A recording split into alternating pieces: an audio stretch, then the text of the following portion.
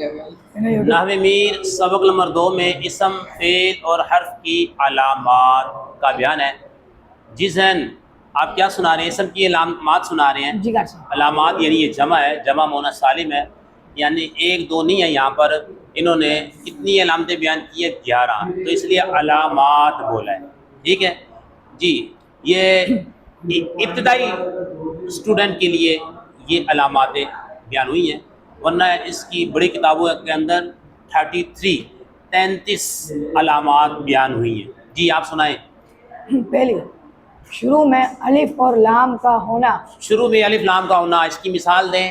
جیسے الحمد، الصلاۃ۔ الحمد، الصلاۃ، جب شروع میں جس کلمے کے شروع میں الف لام آ جائے گا تو آپ بولیں گے یہ اسم ہے۔ یہ کیا ہے؟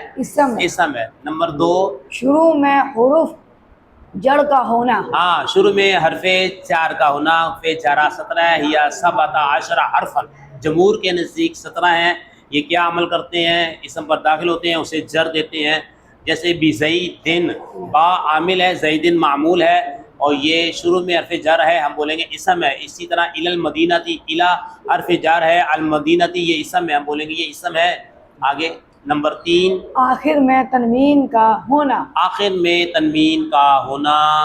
جی جناب، جیسے راجل اور بلال۔ تنوین کی 5 قسمیں جو ہیں، ان میں سے 4 اسم کے ساتھ خاص ہیں، اور تنوین ترنم فعل اور حرف پر بھی آ جاتی ہیں، ٹھیک ہے، جو محض آواز کی عمدگی کے لیے لائی جاتی ہے۔ تنوین ترنم جو ہے وہ فعل پر بھی آ جاتی ہے، حرف پر بھی آ جاتی ہے، تنوین ترنم۔ باقی 4 جو ہیں تنوینیں جو ہیں یہ اسم کا خاصہ ہے، اسم پر آتی ہیں۔ نمبر 4، مسند الیہ ہونا، مسند الیہ ہونا، جیسے زید عالم، بکر فاضل۔ ٹھیک ہے، مسند الیہ ہونا اسم کا خاصہ ہے، کیونکہ فعل اور حرف جو ہے مسند الیہ نہیں ہوتے۔ یہ بھی یاد رکھ لیں کہ اسم مسند بھی بن جاتا ہے، مسند الیہ بھی بن جاتا ہے۔ فعل مسند ہوتا ہے اور حرف نہ مسند ہوتا ہے اور نہ ہی مسند الیہ ہوتا ہے۔ اس کے بعد 5 نمبر کیا ہے؟ مضاف ہونا، ٹھیک ہے، جیسے غلام زید ولہ رجل۔ ہاں، ولد رجل، حرف جر مقدر کے واسطے سے مضاف ہونا اسم کے ساتھ خاص ہے، جیسے غلام زیدن کہ یہ اصل میں غلام لزیدن تھا، تو مضاف ہونا یہ اسم کا خاصہ ہے۔ اور یہ کہتا ہے نکرہ کے بعد معرفہ آ جائے تو وہاں پر جو ترکیب ہوتی ہے مضاف اور مضاف الیہ کی، جیسے غلام نکرہ ہے، زیدن معرفہ ہے، علم ہے، مضاف مضاف الیہ، ولد رجل کبھی نکرہ کی اضافت نکرہ کی طرف بھی ہو جاتی ہے۔ اس کے بعد ہے نمبر 6، مصغر ہونا۔ کیا ہونا؟ مصغر ہونا، جیسے قریش، ہاں، رجیل۔ یہ سب اسم کی علامات آپ بیان کر رہے ہیں۔ نمبر 7، منصوب ہونا، جیسے مکی، مدنی، بغدادی۔ نمبر 8، تثنیہ ہونا، جیسے رجلان، عالمان۔ جمع ہونا، جیسے رجال۔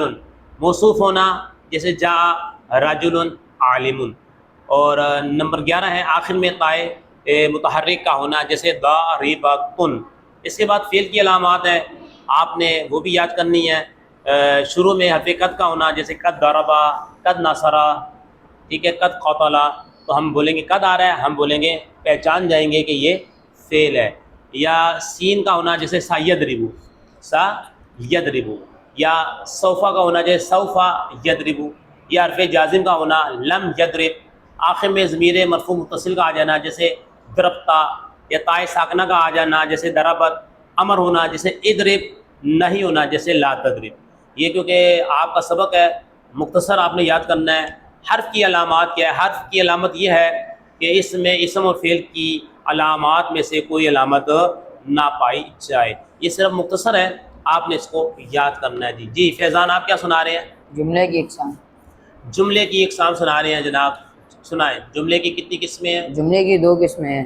جملے کی 2 قسمیں ہیں، کون کون سی؟ خبریہ اور انشائیہ۔ جملہ خبریہ اور جملہ انشائیہ۔ جواب درست دے دیا۔ جملہ خبریہ کی تعریف سنائیں۔ جملہ خبریہ کی تعریف، وہ جملہ جس کے بولنے والے کو سچا یا جھوٹا کہا جا سکے۔ جس کے بولنے والے کو سچا یا جھوٹا کہا جا سکے۔ جواب درست دے دیا ہے، مثال دیں۔ زید قائم، زید قائم، زید کھڑا ہے۔